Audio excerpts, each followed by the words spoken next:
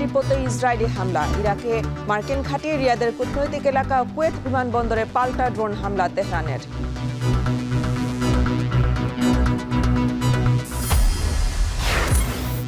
রাতভর উপচে পড়া ভিড়ের পর সকালেও একই পরিস্থিতি ফিলিং স্টেশনে। তেল কিনতে ঘন্টা পর ঘন্টা অপেক্ষা, অনিয়ম ঠেকাতে পাম্পে থাকবে ভ্রাম্যমাণ আদালত। এই জায়গায় আসলাম সকালে ফজরের নামাজ পড়া, এর থেকে সিরিয়াল থেকে এই মাত্র তেল পাইলাম, আলহামদুলিল্লাহ। যে 3000 টাকা তেল দিছে, এখন সরকার যেভাবে নিয়ম করছে সেভাবে দিচ্ছে। অনেক কিছুই আমরা বলি, কিন্তু বাস্তব আর দেশের সাথে কোনো মিল নাই। পরিস্থিতি যা দেখতেছি সর্বকালের রেকর্ড। সমাজের চিন্তায় বাধা পড়ছে নারী স্বাধীনতা, নির্যাতনের বিরুদ্ধে প্রয়োজন সাহসী সিদ্ধান্ত, আত্মবিশ্বাসী দিতে পারে মুক্তি, বলছেন বিশ্লেষকরা।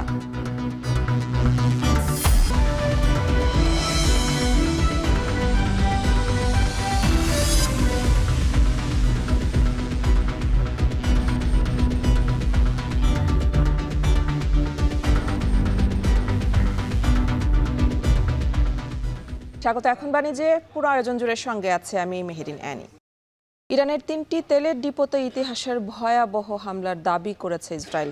ইরান ইন্টারন্যাশনাল জানিয়েছে শনিবার পুরো ইরান জুড়ে অন্তত 30টি তেল সংরক্ষণাগারকে হামলার লক্ষ্যবস্তু করা হয়। এছাড়াও বৈরুতে আইআরজিসির এক কমান্ডারকে হত্যার দাবি করেছে ইসরায়েল। জবাবে তেল আবিব সহ ইরাকের মার্কিন ঘাঁটি, রিয়াদের কূটনৈতিক এলাকা ও কুয়েত বিমানবন্দরে ড্রোন আক্রমণ চালিয়েছে তেহরান। এ নিয়ে আরও জানাচ্ছেন সতীর্থ কর্মকার। ইরানের ইতিহাসে সবচেয়ে বিধ্বংসী হামলার হুঁশিয়ারি দিয়ে রেখেছিল যুক্তরাষ্ট্র। এই হুমকির মধ্যেই ইসলামী প্রজাতন্ত্রের জ্বালানি স্থাপনা লক্ষ্য করে স্মরণকালের অন্যতম ভয়াবহ হামলা চালালো ইসরায়েল। শনিবার দিনগত রাতে তেহরানের আকাশ আলোকিত হয়ে ওঠে লেলিহান আগুনের শিখায়। এদিন রাজধানীর শাহরান তেল শোধনাগার ছাড়াও আইআরজিসির মালিকানাধীন 3টি তেল সংরক্ষণাগারে বোমা ফেলে ইসরায়েল। ইরান ইন্টারন্যাশনালের খবর, অন্তত 30টি জ্বালানির ডিপোকে লক্ষ্যবস্তু করে চালানো হয় হামলা। ইরান ছাড়াও লেবানন ফ্রন্টে তাণ্ডব চালাচ্ছে ইসরায়েলি সেনারা। বৈরুতের একটি হোটেলে হামলা করে হত্যা করা হয়েছে 4 জনকে। পৃথক অভিযানে আইআরজিসির এক কমান্ডারকে হত্যার দাবি করেছে আইডিএফ। দক্ষিণ লেবাননে চলছে থেমে থেমে ক্ষেপণাস্ত্র হামলা। ইসরায়েলি আগ্রাসনের জেরে ঘর ছাড়তে বাধ্য হয়েছেন 4.5 লাখেরও বেশি মানুষ। চলমান এই সংঘাতে ইরানের 42টি জাহাজ ধ্বংস হয়েছে বলে দাবি করছে হোয়াইট হাউস। আর ইসরায়েলের বক্তব্য, এখনও পর্যন্ত ইরানের 16টি বিমান ধ্বংস করেছে আইডিএফ। এসব হামলায় যুক্তরাষ্ট্র ইসরায়েলের বিরুদ্ধে নতুন করে প্রতিশোধমূলক হামলার ঘোষণা দিয়েছে ইরানি বিপ্লবী গার্ড কর্পস। অপারেশন 2 প্রমিস 4-এর আওতায় আসতে যাচ্ছে পাল্টা আঘাতের 27তম ঢেউ। এই ঘোষণা আসার আগেই শনিবার রাতভর দফায় দফায় তেল আবিব ও অধিকৃত পশ্চিম তীরে শত শত ক্ষেপণাস্ত্র ছুড়েছে তেহরান। তবে মধ্যপ্রাচ্যের প্রতিবেশী দেশ থেকে হামলা না হলে পাল্টা হামলা করবে না ইরান। প্রেসিডেন্ট মাসুদ পেজেশকিয়ানের এমন প্রতিশ্রুতির পরেও মধ্যপ্রাচ্যের বিভিন্ন প্রান্ত থেকে আসছে হামলার খবর, যদিও এখানে প্রতিবেশীদের শর্ত ভঙ্গ করেছে কিনা তা স্পষ্ট নয়। সবশেষ রাজধানী রিয়াদের কূটনৈতিক এলাকায় ড্রোন হামলা প্রতিহতের দাবি করেছে সৌদি আরব। হামলা হয়েছে কুয়েত আন্তর্জাতিক বিমানবন্দরের জ্বালানি ট্যাঙ্কার লক্ষ্য করে। এছাড়াও দেশটির একটি সরকারি ভবনে আঘাত এনেছে বিধ্বংসী ড্রোন। এছাড়াও হামলা হয়েছে ইরাক ও বাহরাইনের মার্কিন ঘাঁটিতে। ইরাকের কুর্দিস্তানে মার্কিন সামরিক ঘাঁটিতে হামলার দায় স্বীকার করেছে ইরানি বাহিনী। আর বাহরাইনে হামলার পর তা নিশ্চিত করেছে খোদ আইআরজিসি। এসব হামলার পর এক বিবৃতিতে কুয়েত ও বাহরাইনে হামলার নিন্দা জানিয়েছে গালফ কোঅপারেশন কাউন্সিল। আর ইরাকি জেনারেলের দাবি, ইরান সীমান্ত অতিক্রম করেনি কুর্দিদের কোনো যোদ্ধাই। সতীর্থ কর্মকার, এখন বিশ্ব। রাতভর উপচে পড়া ভিড়ের পর সকালেও একই পরিস্থিতি রাজধানীর ফিলিং স্টেশনগুলোতে। দীর্ঘ লাইনের কারণে তেল কিনতে ঘন্টার পর ঘন্টা অপেক্ষা করতে হচ্ছে চালকদের। আবার নির্ধারিত সীমার বাইরে বেশি জ্বালানি নিতে চাইছেন ডেলিভারি ম্যান ও রাইড শেয়ারকারীরা। এতে চাপ বেড়েছে ফিলিং স্টেশনগুলোতে। জ্বালানি না থাকায় কোনো ফিলিং স্টেশন এরই মধ্যে বন্ধ রাখা হয়েছে। চালকরা জানান যেগুলো খোলা রাখা হয়েছে সেগুলোতে দেওয়া হচ্ছে সামান্য জ্বালানি। এতে ভোগান্তি বেড়েছে তাদের। পাশাপাশি সরকারের নির্ধারিত বিতরণের সীমা বাড়ানোর দাবিও জানান তারা। এদিকে ফিলিং স্টেশনে তেল সরবরাহকারীরা জানান তেলের পর্যাপ্ত মজুদ রয়েছে, সবাইকেই নিয়ম মাফিক তেল দেওয়া হচ্ছে।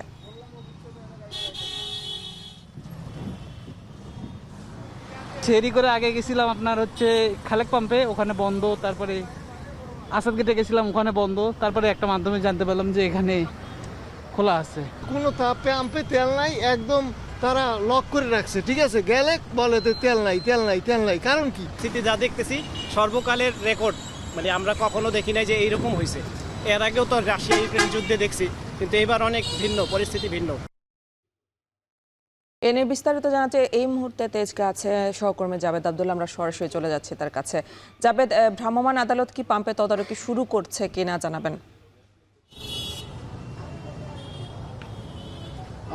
একটু বলে রাখি যে ইরান এবং মধ্যপ্রাচ্যের যে সৃষ্ট যুদ্ধের দামামা, সেই দামামার কারণে মূলত বাংলাদেশে যারা যানবাহন পরিবহনের চালক মালিক রয়েছে তাদের মধ্যে একটি শঙ্কা তৈরি হয়েছিল যে জ্বালানি তেলের সংকট হতে পারে। সেই দিক বিবেচনা, সেটিকে মাথায় রেখেই মূলত আমরা দেখেছি গত বৃহস্পতিবার থেকে আজ 4 দিন হয়ে গেল যারা আমাদের বাংলাদেশে যারা চালক রয়েছে, যানবাহনের পরিবহনের মালিক যারা রয়েছে, তারা মূলত এই অতিরিক্ত তেল সংগ্রহের জন্য মোটামুটিভাবে এভাবে বলা যায় যে এই ফিলিং স্টেশনগুলোতে তারা হুমড়ি খেয়ে পড়েছে এবং দীর্ঘ সময় অপেক্ষা করেও তারা জ্বালানি তেল অর্থাৎ অকটেন পেট্রোল এবং ফার্নেস অয়েল সহ অন্যান্য আরও ডিজেল যে জ্বালানি তেল রয়েছে সেগুলো তারা সংগ্রহ করেছেন। দীর্ঘ রাত অপেক্ষা করেও আমরা দেখেছি যে সেই জ্বালানি তেল তারা সংগ্রহ করেছেন। আপনি যে যেমন প্রশ্ন করেছিলেন, আমরা এর আগে 2টি পাম্প ঘুরে দেখেছি। এখন পর্যন্ত আমরা কোনো পাম্পে অভিযান আমরা এখন পর্যন্ত আমাদের চোখে পড়েনি। তবে আমরা এই মুহূর্তে রয়েছি এলেন বাড়িতে, যেটি সেনাবাহিনীতে পরিচালিত, বাংলাদেশ সেনাবাহিনী পরিচালিত ট্রাস্ট ফিলিং স্টেশন, সেখানে রয়েছে। আমরা এখানে দেখতে পেয়েছি সকাল থেকে যে মোটরসাইকেলের একটি দীর্ঘ লাইন রয়েছে, যে লম্বা যে সারিটি সেটি একদম জাহাঙ্গীর গেট অবধি পর্যন্ত পৌঁছে গেছে। আমরা সেটি নিজেরা দেখেছি। তো এখন পর্যন্ত আপনি নিশ্চয় ছবিতে ফ্রেমে দেখতে পাচ্ছেন যে ব্যক্তিগত গাড়ি ছাড়াও মোটরসাইকেল যারা রয়েছেন তারা মূলত এই পাম্প থেকে একযোগে তেল সংগ্রহ করছেন। ফিলিং স্টেশন কর্তৃপক্ষ আমাদেরকে জানিয়েছে যে তেলের মজুত রয়েছে, কোনো সংকট নেই। মূলত বিপিসি অর্থাৎ বাংলাদেশ পেট্রোলিয়াম কর্পোরেশন, বিপিসির যে বিধান ছিল বা যে আইন তারা করে দিয়েছিল, অর্থাৎ যে সীমা বেঁধে দিয়েছিল যে মোটরসাইকেলের জন্য 2 লিটার, ব্যক্তিগত গাড়ির জন্য 10 লিটার এবং 25 লিটার পর্যন্ত পেট্রোল, অকটেন এবং ডিজেল দেওয়া হচ্ছে। বিপিসির সেই সীমা বেঁধেই, সেই নিয়ম মেনেই মূলত পেট্রোল পাম্পগুলো যানবাহনে জ্বালানি তেল সরবরাহ করছে। তো এখন পর্যন্ত আমরা দেখেছি যে সুশৃঙ্খলভাবেই যারা মোটরসাইকেল আরোহী এবং পরিবহনের যারা মালিক চালক রয়েছে তারা মূলত সারিবদ্ধভাবেই এই পেট্রোল পাম্প থেকে তেল সংগ্রহ করছে। তবে এর আগে একটু বলে রাখি যে আমরা বেশ কয়েকটি এলাকা ঘুরে দেখেছি, 2-1টি বন্ধ রেখেছে আনি। তো এই ছিল আমার কাছে মূলত তেল সরবরাহের সবশেষ তথ্য।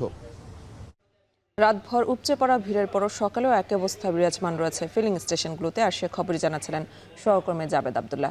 এদিকে ঝিনাইদহ পেট্রোল পাম্পে তেল নিতে এসে বাগবিতণ্ডার জেরে পিটুনিতে এক যুবক নিহত হয়েছে। শনিবার সন্ধ্যায় শহরের কেন্দ্র বাস টার্মিনাল এলাকার তাজ ফিলিং স্টেশনে এই ঘটনা ঘটে। এ সময় 3টি বাসে আগুন ও একটি ফিলিং স্টেশনে ভাঙচুর চালায় বিক্ষুব্ধরা। পরে প্রায় আধা ঘন্টা চেষ্টায় আগুন নিয়ন্ত্রণে আনে ফায়ার সার্ভিস। স্থানীয়রা জানায় শনিবার সন্ধ্যায় তাজ ফিলিং স্টেশনে বোতলে তেল নিতে আসেন যুবক নীরব হোসেন। সে সময় পাম্পের কর্মচারীরা বোতলে তেল দিতে অপারগতা জানায়। পরে অন্য এক ব্যক্তিকে বোতলে তেল দেওয়া দেখে প্রতিবাদ করলে পাম্পের কর্মচারীদের সাথে বাগবিতণ্ডা হয়। এক পর্যায়ে কর্মচারীরা লাঠি দিয়ে নীরবকে পিটিয়ে গুরুতর আহত করে। পরে আহত যুবককে ঝিনাইদহ হাসপাতালে নেওয়া হলে চিকিৎসক তাকে মৃত ঘোষণা করেন। এ ঘটনায় পাম্পের 3 কর্মচারীকে আটক করেছে র্যাব। নিহত নীরব ঝিনাইদহে একটি ফাস্টফুডের দোকানে কাজ করতেন।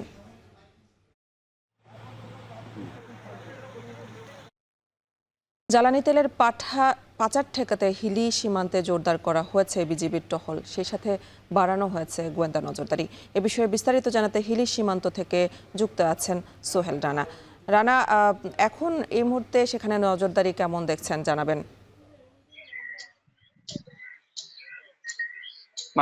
আমরা যেটি দেখছি যে জ্বালানি মন্ত্রণালয়ের নির্দেশনা আসবার পর থেকে কিন্তু এই যে হিলি সীমান্ত এলাকা রয়েছে সেই সীমান্ত এলাকায় বিজিবি যে নজরদারি সেটি আমরা বেশ জোরসোর ভাবে দেখেছি। তারা টহল জোরদার করেছে, পাশাপাশি যে যে পোস্ট গুলো রয়েছে সেই পোস্ট গুলোতে বিজিবি যে সংখ্যা সেটিও বাড়িয়েছে। আমরা দেখেছি যে আসলে সব ধরনের তাদের যে তদারকি সেটি কিন্তু এখন পর্যন্ত চলমান রয়েছে। আমি জয়পুরহাট 20 বিজিবি ব্যাটালিয়নে যে অধিনায়ক রয়েছেন লেফটেন্যান্ট কর্নেল লতিফুল বাড়ি, তার সাথে কথা বলেছিলাম। তিনি যেমনটি বলছেন যে আসলে সরকারি নির্দেশনা আসবার পর এই যে জয়পুরহাট ব্যাটালিয়নের আওতায় 42 কিলোমিটার সীমান্ত এলাকা রয়েছে, সেই 42 কিলোমিটার সীমান্ত এলাকায় যে বিজিবির টহল সেটি বেশ জোরদার করা হয়েছে। পাশাপাশি গোয়েন্দা যে নজরদারি সেটিও কিন্তু বাড়ানো হয়েছে। এছাড়াও তিনি যেটি বলছেন যে আসলে সীমান্তবর্তী যে আঞ্চলিক সড়কগুলো রয়েছে সেই আঞ্চলিক সড়কগুলোতে তেলবাহী যে লরিগুলো রয়েছে সেই লরিগুলো আটকিয়ে তারা জিজ্ঞাসাবাদ করছেন, চেক করছেন আসলে কি পরিমাণ তেল রয়েছে, কোথায় যাচ্ছে, কোথায় সেগুলো পাঠানো হচ্ছে সেই বিষয়ে তারা তদারকি করছেন। এছাড়া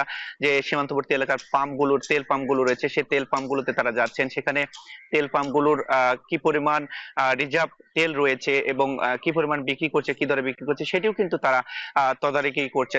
তারা যেটি বলছে যে আসলে কোনোভাবেই যাতে দেশের যে জ্বালানি তেল সেটি ভারতে পাচার না হয় সেজন্য তারা কিন্তু কঠোরভাবে নজরদারি বাড়িয়েছে। দেশের যে মধ্যপ্রাচ্যের যে যুদ্ধ পরিস্থিতি, এই যুদ্ধ পরিস্থিতির প্রভাব কিন্তু দেশের যে জ্বালানি খাতে পড়েছে সেটি যাতে আরো প্রকট আকার ধারণ না করতে পারে আসলে পাচার হবার পরে, সেই জন্যই কিন্তু বিজিবির পক্ষ থেকে নজরদারি বাড়ানো হয়েছে। এখন পর্যন্ত যেটি দেখছি আমরা যে আসলে এই সীমান্ত এলাকায় টহল সেটি জোরদারের পাশাপাশি সিসিটিভি ক্যামেরার আওতায় কিন্তু তদারকি করছেন জয়পুরহাট 20 বিজিবি ব্যাটালিয়নের সদস্যরা। হিলি সীমান্ত থেকে যুক্ত ছিলেন সহকর্মী সোহেল রানা। এদিকে যশোর সীমান্তেও গোয়েন্দা নজরদারি বাড়ানো হয়েছে, আর এ নিয়ে জানাতে বেনাপোল স্থলবন্দর থেকে যুক্ত আছেন রিপন হোসেন। রিপন, আমরা হিলিতে দেখছিলাম যে সেখানে পাচার প্রতিরোধে টহল পরিস্থিতি বিরাজ করছে, তো আপনার ওখানে এখন কি অবস্থা?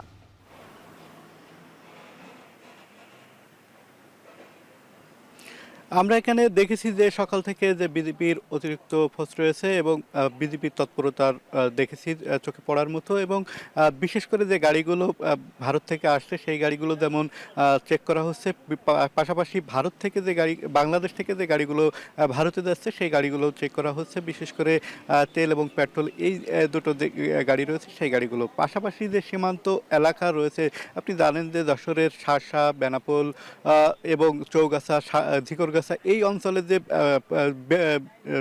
সীমান্তগুলো রয়েছে সেই সীমান্তের যে অংশ রয়েছে সেই অংশে কিন্তু বিজিবির যেমন তৎপরতা রয়েছে, গোয়েন্দা সংস্থার তৎপরতা রয়েছে। বলছেন যে সাদা পোশাকে বিভিন্ন সংস্থার লোক রয়েছে।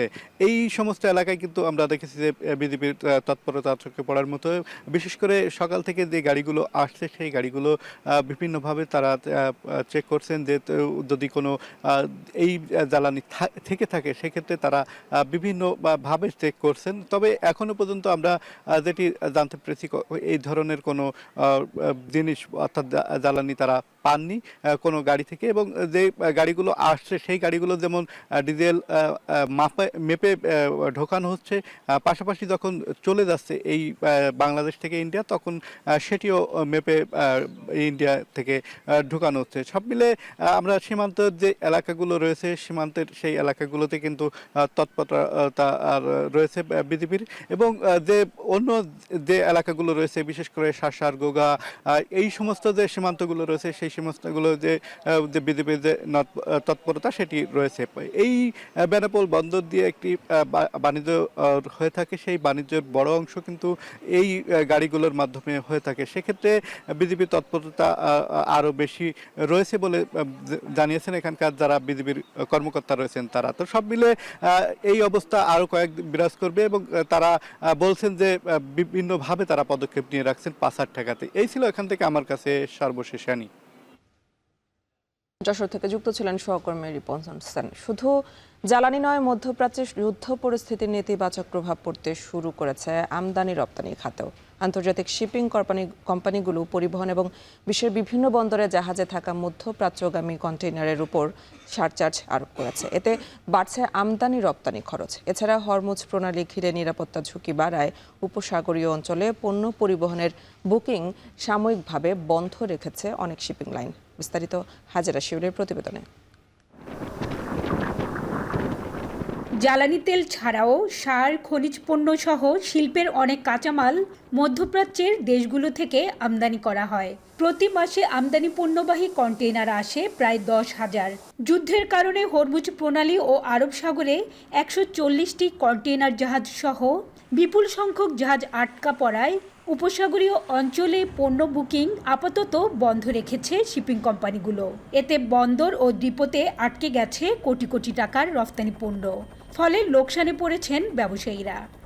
মধ্যপ্রাচ্যে ঈদের আগে একটা ব্যাপক চাহিদা থাকে, যে টুপি, কিছু গার্মেন্টস পণ্য, ফুড স্টোভের একটা চাহিদা থাকে, মুড়ি, বিস্কিট, চানাচুর, তারপরে আমাদের এর মধ্যে পটেটোরও একটা চাহিদা আছে। হ্যাঁ, কিন্তু এখন বর্তমানে মধ্যপ্রাচ্যের যুদ্ধের কারণে এগুলা সবগুলো আটকে গেছে, সবগুলো পোর্টে আটকে গেছে, আর এক্সপোর্ট বন্ধ হয়ে রয়েছে। যেগুলো প্রসেসিংয়ে আছে এগুলো ব্লক হয়ে রয়েছে ফ্যাক্টরিতে, কোনো এক্সপোর্টই হচ্ছে না। যুদ্ধের কারণে আমাদের এই যে আর্থিকভাবে আমরা খুবই ক্ষতিগ্রস্ত হচ্ছি। এ অবস্থায় বাড়তি জ্বালানি ও বিমা খরচ, নিরাপত্তা ঝুঁকি এবং জাহাজকে ঘুরপথে নিরাপদে গন্তব্যে পৌঁছানোর বাড়তি ব্যয়ের ক্ষতি পুষিয়ে নিতে কন্টেনার প্রতি 800 থেকে $1,500 যুদ্ধ ঝুঁকি সারচার্জ আরোপ করেছে অধিকাংশ শিপিং লাইন। একটা লাইন তো একভাবে করেছে, সেটা 800 থেকে 1,000-1,500 পর্যন্ত তারা আপাতত সারচার্জ দিয়েছে। সেটা হচ্ছে যখন যে অনেকগুলো লাইন আবার যেটা করেছে যে ভয়েসটা টার্মিনেট করে দিয়েছে, অর্থাৎ যে কার্গোটা ফাইনাল ডেস্টিনেশন হয়তো মিডল ইস্টের কোনো পোর্ট, যেহেতু জাহাজ ওখানে যেতে পারছে না, তারা কোনো থার্ড কান্ট্রিতে কন্টেনারগুলো নামিয়ে দিবে এবং সেখানেই ভয়েসটা টার্মিনেট হবে। ব্যবসায়ীরা বলছেন, হরমুজ প্রণালী ঘিরে সংকট দীর্ঘায়িত হলে পণ্য পরিবহনের খরচই শুধু বাড়বে না, পুরো মধ্যপ্রাচ্য কেন্দ্রিক বাণিজ্য ঝুঁকিতে পড়বে। সেই সঙ্গে বাড়বে জ্বালানি সংকট। আমরা স্বস্তির মধ্যে নাই। যে কোনো সময় ধরেন যদি যুদ্ধ দীর্ঘায়িত হয়, এটিও বন্ধ হয়ে যাওয়ার সম্ভাবনা আছে। তো একটি বিকল্প যে পথ আছে, সৌদি এবং ওমান যে উপসাগরীয় অঞ্চলকে ব্যবহার করে যে অন্য এই দুটি দেশকে ব্যবহার করা হবে, সেটিও কিন্তু এক ধরনের এখনও ঝুঁকির মধ্যেই আমরা দেখতে পাচ্ছি। বাণিজ্য মন্ত্রণালয়ের তথ্য অনুযায়ী 2024-25 অর্থ বছরে মধ্যপ্রাচ্যের বিভিন্ন দেশ থেকে বাংলাদেশ প্রায় $603 কোটি পণ্য আমদানি আর রফতানি করেছে প্রায় $75 কোটি পণ্য। হাজারের শিউলি, এখন চট্টগ্রাম। কর্মচারীদের প্রতিদিন সকাল 9টা থেকে 9:40 পর্যন্ত বাধ্যতামূলকভাবে নিজ নিজ অফিসে অবস্থানের নির্দেশ দিয়ে পরিপত্র জারি করেছে মন্ত্রিপরিষদ বিভাগ। সরকারি অফিসগুলোতে নতুন নির্দেশনার কতটুকু মানা হচ্ছে সে বিষয়ে খোঁজ রাখছেন মাহবুব হাসান রিপন। তিনি এই মুহূর্তে আছেন মতিঝিলের পানি উন্নয়ন বোর্ড কার্যালয়ে। আমরা সরাসরি যুক্ত হচ্ছি সেখানে। রিপন, নির্ধারিত সময়ে কর্মস্থলে আসছেন কিনা সবাই জানাবেন।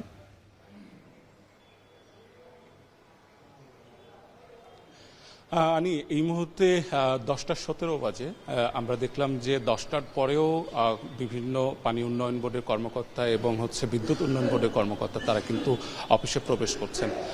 ইভেন আমরা একজন প্রকল্প পরিচালককে দেখেছি, তিনি 9:55 তিনি অফিসে প্রবেশ করেছেন এবং তার সাথে আমরা কথা বলার চেষ্টা করেছিলাম। তিনি যেটি বলেছেন সেটি হচ্ছে যে রাস্তার অবস্থার কারণে তিনি অফিসে আসতে লেট করেছেন।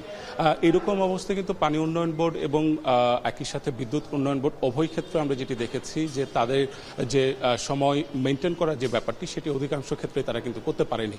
অর্থাৎ 9টার দিকে আমরা যখন এখানে এসেছি তখন দেখেছি যে অনেক যে অধিদপ্তর রয়েছে, অনেক অফিস রয়েছে, সেই অফিসগুলো তালাবদ্ধ ছিল এবং পরবর্তীতে আমরা দেখেছি যে 9:20-25 বিভিন্ন স্টাফ গাড়ি আসতে দেখেছি আমরা এবং পরিচালক থেকে শুরু করে ঊর্ধ্বতন কর্মকর্তা কর্মচারী যারা রয়েছেন তারাও এসেছেন 9:30-40 এরকম সময় এসেছে। আমরা কথা বলেছিলাম বিদ্যুৎ উন্নয়ন বোর্ডের একজন পরিচালকের সাথে। তিনি বলেছেন যে সরকার যে পরিপত্র 2 ফেব্রুয়ারি জারি করেছে সেই পরিপত্রটি তাদের যে কর্মকর্তা রয়েছেন, যারা স্টাফ রয়েছেন তাদের সকলের কাছে পৌঁছে দেওয়া হয়েছে এবং সেই অনুযায়ী অফিসে আসার জন্য তাদেরকে বলা হয়েছে। কিন্তু যারা সময় মেনটেন করছেন না তাদের বিরুদ্ধে কোনো ব্যবস্থা নেবেন কিনা এরকম প্রশ্ন আমি করেছিলাম। সেক্ষেত্রে তিনি বলেছেন যে যারা সময় মেনটেন করছেন না, হাজিরার যে ব্যাপার রয়েছে সেটি দেখার পরে তাদের বিষয়ে অবশ্যই ব্যবস্থা নেওয়া হবে এবং তাদেরকে সতর্ক করা হবে যাতে সময় মতো তারা অফিসে আসেন। একই সাথে আমরা বিভিন্ন জনের সাথে কথা বলেছিলাম যে আপনারা কেন 9:30 অফিসে আসছেন, 9:35 কেন অফিসে আসছেন। তারা যেটি বলেছেন যে রাস্তাঘাটে জ্যাম থাকার কারণে এবং রমজান মাসের যে একটি ব্যস্ততা আছে শেহরিতে, সেই ব্যস্ততার কারণে তারা কিন্তু তাদের যে সময় মেনটেন করার যে ব্যাপারটি তারা সেটি করতে পারেননি।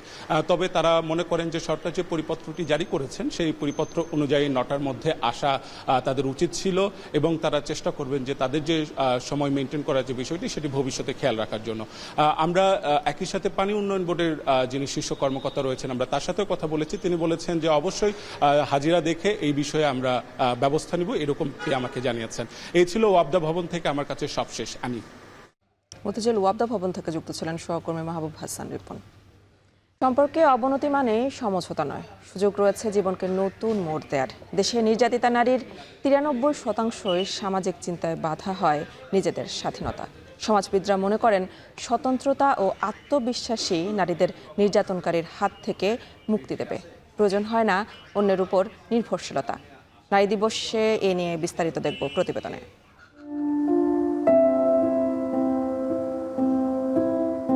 হারমোনিয়ামের উপর জমায়ে ধুলোই বলে দিচ্ছে চিরচেনা ছন্দের এখন আর দেখা মিলে না জেসমিন বেগমের এই ঘরে।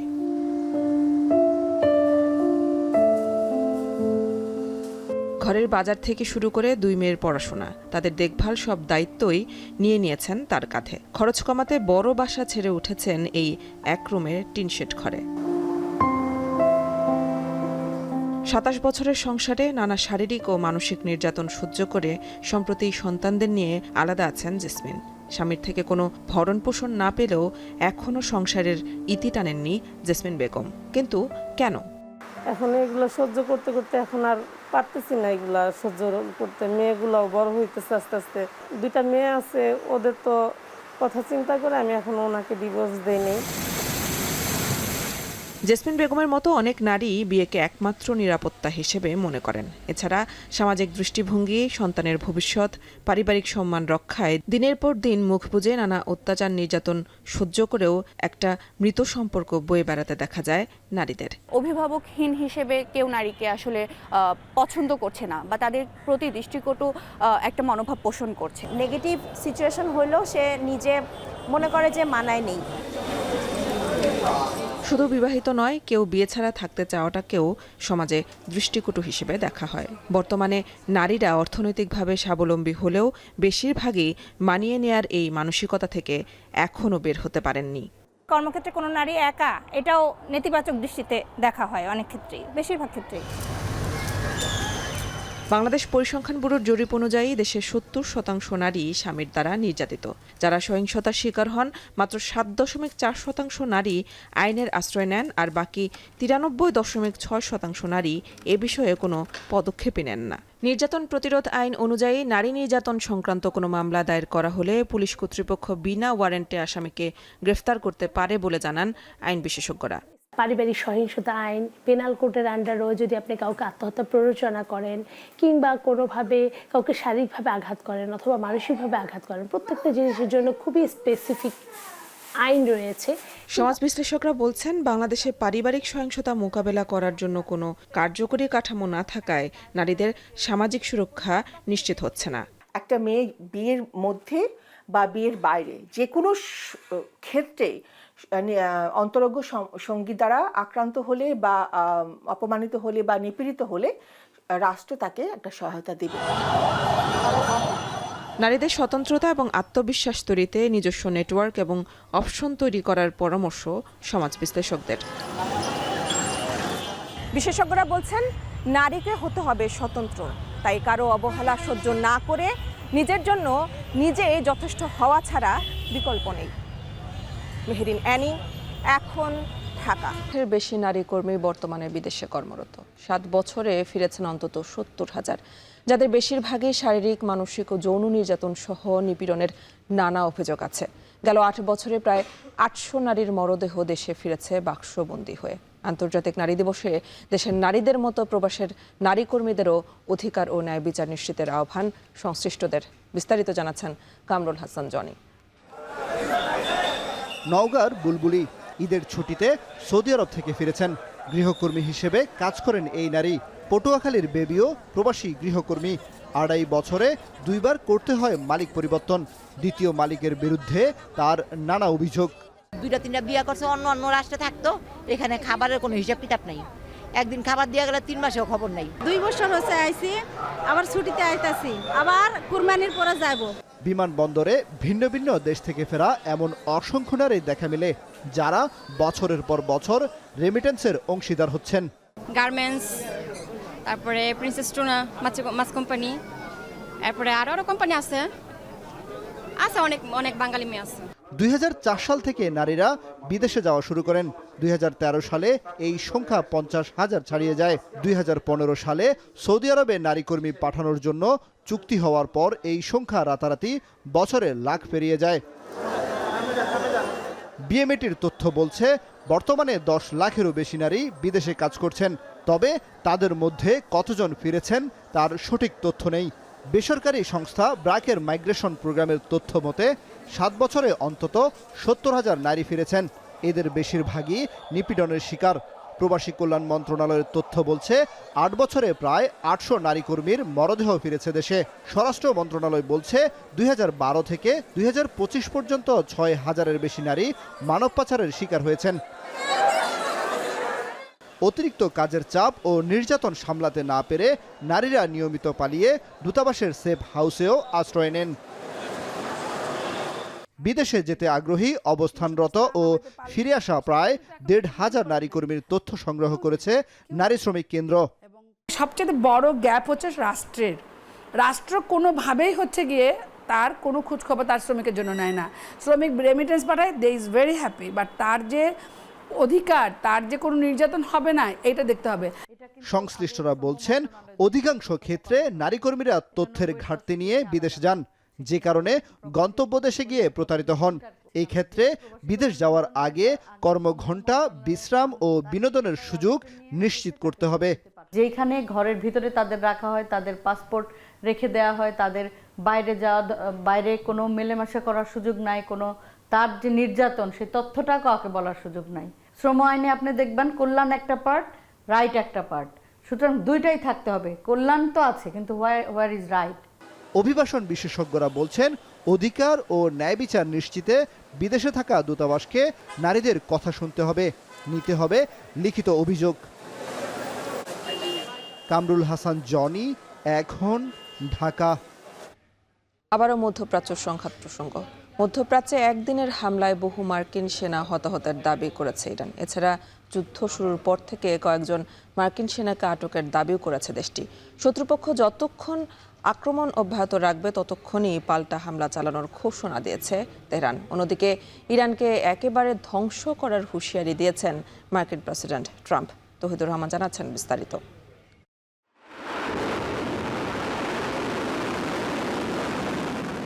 যুক্তরাষ্ট্র ইসরায়েলের বিরুদ্ধে প্রতিশোধের আগুনে জ্বলছে ইরান। শনিবার একদিনেই মধ্যপ্রাচ্যের বিভিন্ন স্থানে চালানো পাল্টা হামলায় বহু মার্কিন সেনা ও সামরিক কর্মকর্তা হতাহতের শিকার হয়েছে বলে দাবি তেহরানের। এর মধ্যে বাহরাইনে থাকা মার্কিন নৌবাহিনীর ৫ম নৌবহরের ২১ সেনা নিহত এবং সংযুক্ত আরব আমিরাতের আল দফরা বিমান ঘাঁটিতে প্রায় ২০০ মার্কিন সেনা হতাহতের দাবি দেশটির।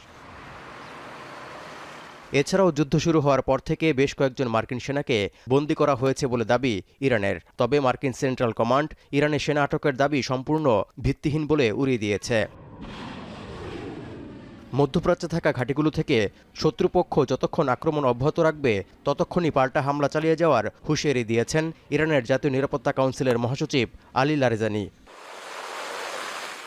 এরই মধ্যে ইরানের সাথে যুদ্ধ মীমাংসার সম্ভাবনাও উড়িয়ে দিয়েছেন মার্কিন প্রেসিডেন্ট। হুমকি দিয়ে বলেন, ইরানকে এমনভাবে ধ্বংস করা হবে যেন আত্মসমর্পণ করার কথা বলার জন্য কোনো নেতাই আর অবশিষ্ট না থাকে।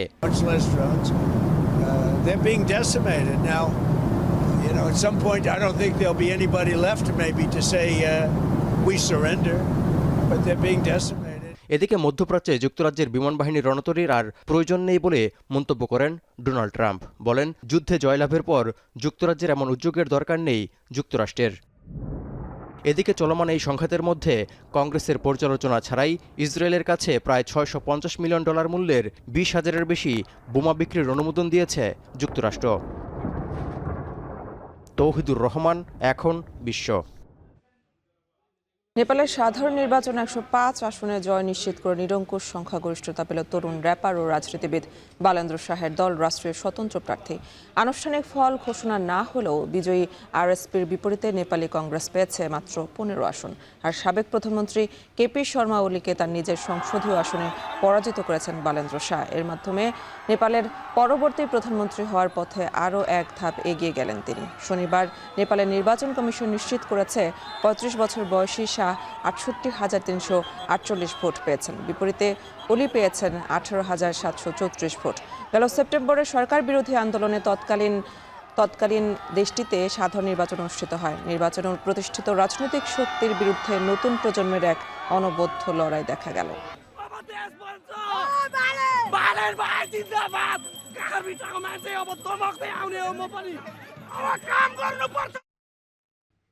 এই ছিল এখন বাণিজ্যে। এখন টেলিভিশন ওয়েবসাইটে দেখতে ভিজিট করুন www.এখন.tv। এছাড়া ফেসবুকে দেখতে ভিজিট করুন facebook.com/tv.এখন এবং ইউটিউবে দেখতে ভিজিট করুন youtube.com/c/এখন tv।